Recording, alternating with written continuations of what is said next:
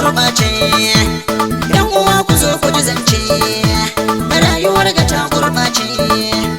Zantuka da san a taƙaice, rayuwar ga ta lalace. Rudin duniya ya sa su zauce, don komai a yanzu ya lalace. Wasu ma a yau sun mance, ya wuce ya zama kwatance. Rayuwar mu ta kaskance, zuciyar mu ta gurɓace. To ka so a so ka shi ne dace, waka gare na ai sana'a ce. A ciki kwarai ana zaurance, na rike ta don sana'a ce. Ban sakinta ni na nace, akan ta ne to sai in zauce. Zan rike ta babu sakaice, da ita ne nake yin zance. To yan uwa ku dan duba min, in ba haka ne ba to ku faɗa min. In na yo kure ku yo yafe min, in har na gaza ku dan dafa min. Domin rayuwa ta kan juya min, to ku yi haƙuri ku dan dafa min.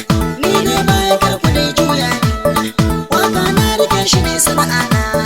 Na samu kuɗi cikin sana'ana, na tara na yo auren sunna. A haka nake tafi da al'amurana, in ka dubi dukkan al'amurana. Wake ne ciki fa duk dangina, ga wasu ko suna ta yin zagina, wasu kuma suna ta yin sukana. Wasu in na wuce su yo gulmana, wasu ma sun fi so su yo dukana. To dai na riga kuna ce Allah, sannan na rike shi manzan Allah.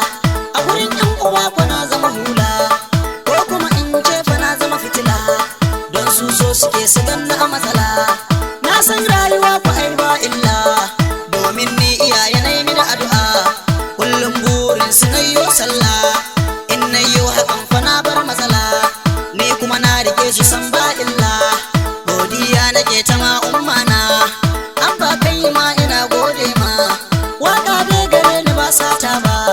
Sannan ka ji dai ba san daina ba, in ko ka ƙiji kana yin zamba. To ai ka gani ko ba na zamba, Allah ne ya bani ba mugu ba.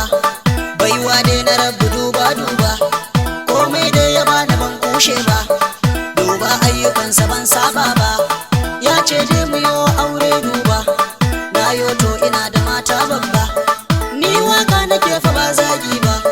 Sako na nake isarwa duba, domin zamani tana juyawa. Haƙuri zana ba ku dukkan masoya, dan adam ajizi ku yo dubawa. Gashi da mantuwa yana sharewa, kama sana'a ka yo canzawa. Ni waka gare na aiki mace, wasu ko sun kace fa na lalace, wasu ko sun kace fa har na zauce, wasu ma sun kace fa na haukace. Masu kuce kuce ku daina kucece, baiwa dai na rabu babban zance. Waka na rike ta an mutunce, gun wakan biki fa na tantance. Ko ma waka ta soyayya ce, ko waka ne na manzon mu kuce. To na bar ku lafiya kuma soya, ku yi haƙuri da zantuka na sanya.